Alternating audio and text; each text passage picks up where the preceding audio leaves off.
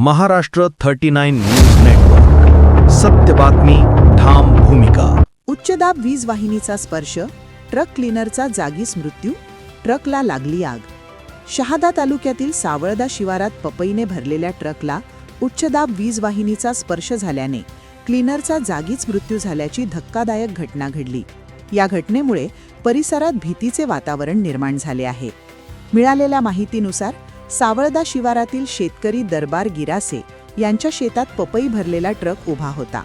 पपई भरून झाल्यानंतर क्लीनर ट्रकवर चढून ताडपत्री बांधत असताना वरून गेलेल्या 33 केव्ही उच्चदाब वीज तारेचा त्याला स्पर्श झाला. उच्चदाब विद्युत प्रवाहाचा जोरदार धक्का बसल्याने क्लीनर ट्रकवरून खाली फेकला गेला आणि त्याचा जागीच मृत्यू झाला. दरम्यान विद्युत तारेच्या संपर्कामुळे ट्रकमध्येही भीषण आग लागली. घटनेची माहिती मिळताच शहादा नगरपालिकेच्या अग्निशमन दलाने घटनास्थळी धाव घेत आग आटोक्यात आणली. त्यामुळे मोठा अनर्थ टळला.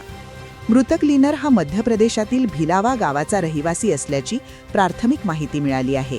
या प्रकरणी सारंगखेडा पोलिसांनी नोंद घेतली असून वीज वितरण कंपनीचा अहवाल आल्यानंतर पुढील कारवाई करण्यात येईल, असे पोलिसांनी सांगितले आहे. महाराष्ट्र 39 न्यूज नेटवर्कसाठी दर्शन राजपूत, शहादा.